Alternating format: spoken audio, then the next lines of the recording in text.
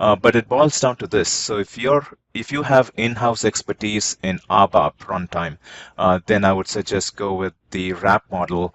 And if you're in-house, if your expertise is in Node.js or Java runtime, then go with the CAP model. But in this session, we will talk about ABAP RESTful programming model, also known as wrap. So RAP is available in SAP Cloud Platform. I guess I have to start calling it SAP Business Technology Platform. I think I prefer the SAP Cloud Platform name. Anyways, it's available in SAP Business Technology Platform and also on-premise SAP S/4HANA starting 1909. There is a huge push within SAP to start using RAP to build Fiori-style apps. In fact, all the standard Fiori apps that are being built now is being built with the wrap programming model. So even within SAP, the SAP developers are using wrap to build Fiori applications. Now, going forward, ABAP platform, there's going to be a single code line for all of for SAP S/4HANA on-premise, SAP S/4HANA Cloud, ABAP environment and cloud. Just the timing is going to be different. So the cloud releases are quarterly and the on-premise yearly. So on the left side, before the release of 7.5, we have the classic ABAP programming model, such as WebDynPro and so on. Now, CDS was introduced about SAP NetWeaver 7.4, and what CDS allowed us to do was it allowed us to build semantically rich models, rich data models, and with the various UI annotations, we could build the Fiori-style applications, and we could also define views and their relationships with other views, etc., etc.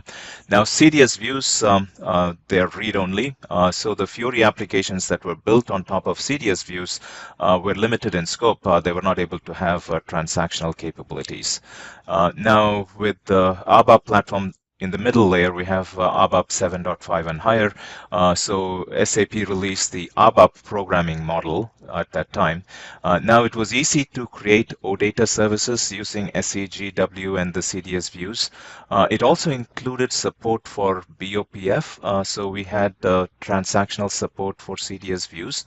But there were some limitations as well. Now CDS views, they were type safe, so you could catch all these errors during design time, whereas BOPF, on the other hand, it was very generic ABAP based, and most of the errors you would catch during runtime, which makes troubleshooting so much more difficult. And also, when we were using the CDS and the BOPF linkage, and when you create these transactional apps, there are quite a few artifacts that get created, and it is hard to maintain and troubleshoot or even enhance functionality at a later time. So that led SAP to introduce the ABAP RESTful programming model, and it is built on top of CDS views, but instead of BOPF, now we have a behavior definition, and then you implement these behavior definitions and so on.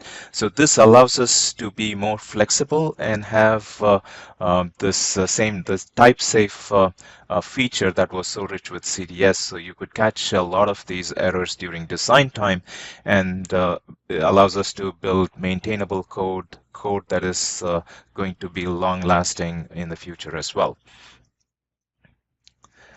Okay, so the ABAP RESTful programming model.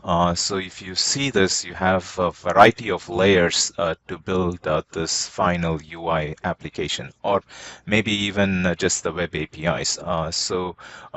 The one at the bottom, you have the data modeling, and this is where you build your data models, your rich data models using CDS.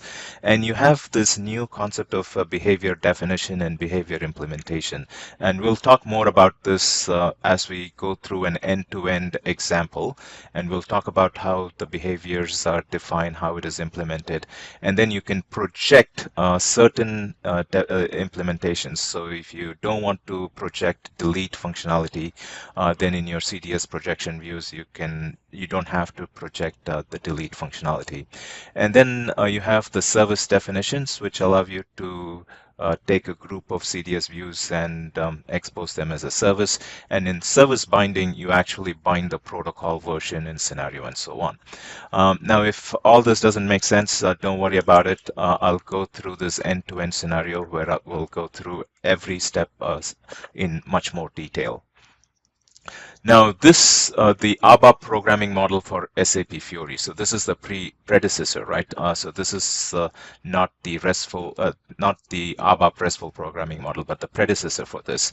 And the typical steps involved, if you were going to build an application using this predecessor model, was you would create a table, you would create an interface view that reads from this table, then you would create a consumption view that builds from this interface view.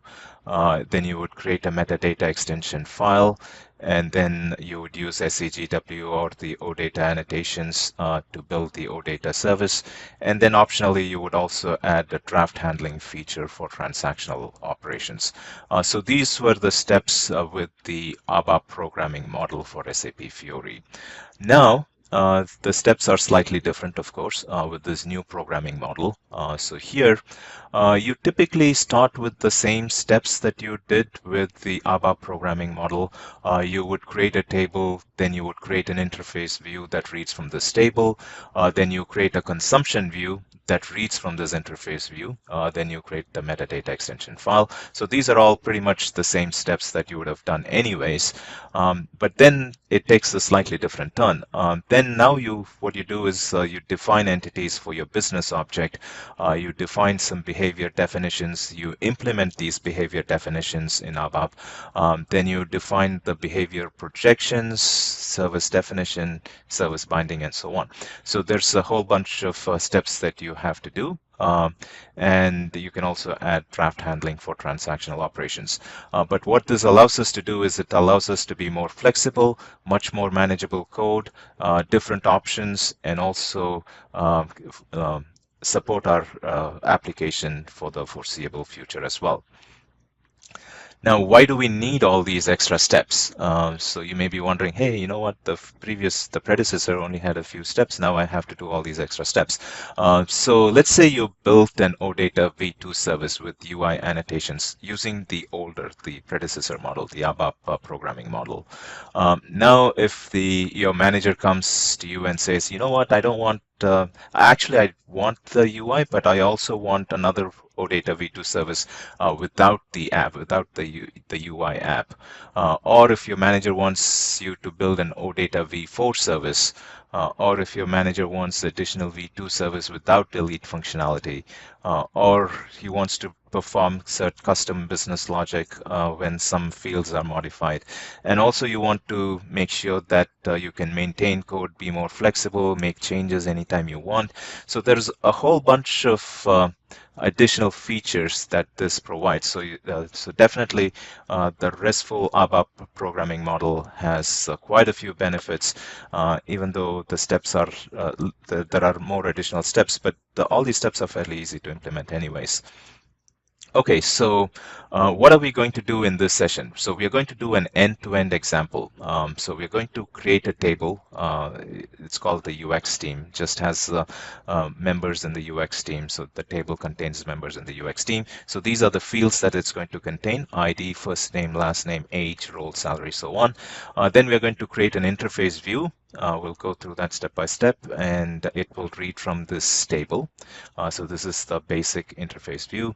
Then we go ahead and create a consumption view that reads from this interface.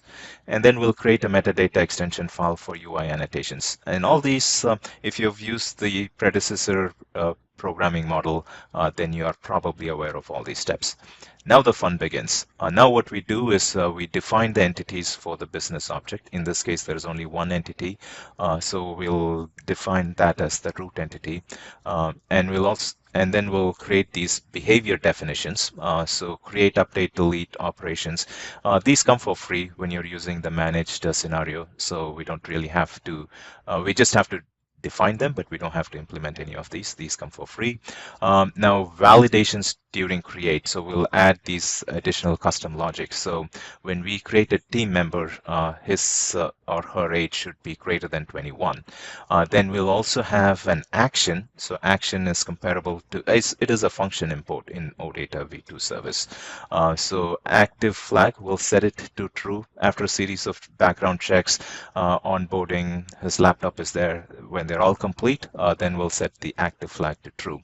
So there's going to be a button that says set active, and once the checks are complete, we'll set the active flag to true.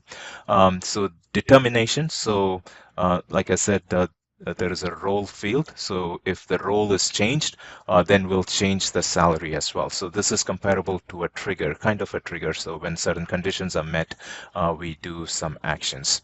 And then feature control will mark salary as read only. So it cannot be changed unless the role is changed.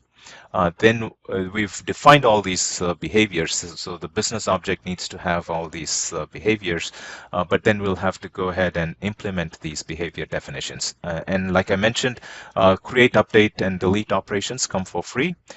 Then we'll project our behavior, and when we do the projection, we won't be projecting delete.